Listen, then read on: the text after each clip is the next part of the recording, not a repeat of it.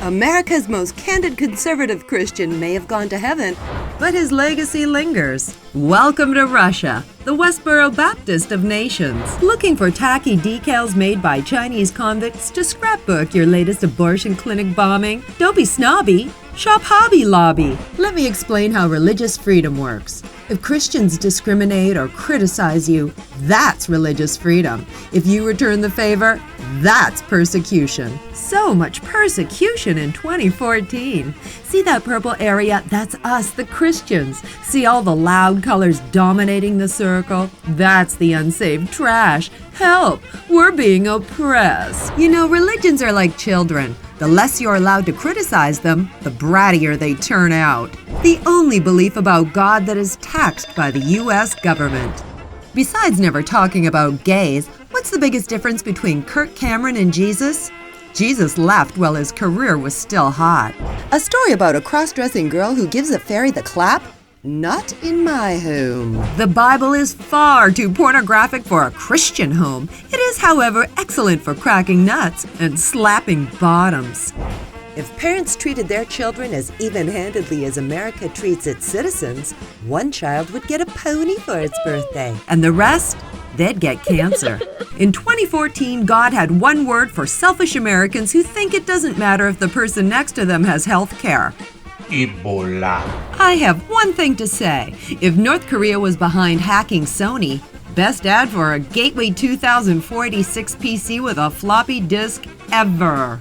Conservative Christians regard torture the same as hookers or poverty. It's okay as long as nobody talks about it. Apparently, America models itself after Rome, not Jesus, because conservative Christians tear at the torture of one, but cheer at the torture of many.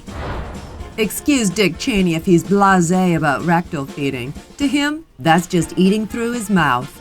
America responded as it responds to most tragedies that require urgent attention, by competing to see who could use the calamities hashtag to get the most retweets. Oh, and they prayed. You know, that easy, free thing you give to people because giving them your time or money is super inconvenient. Prayer. It's a passive-aggressive way to let God know you understand racism better than He does. But don't thank Him for sparing you from a natural disaster. It's like sending a thank you note to a serial killer for stabbing the family next door. Using a snowstorm in Buffalo to disprove global warming is like using a rainstorm in Seattle to disprove deserts. Obama shocked the nation by doing what Reagan did, issuing an executive order that bypassed Congress and affected millions.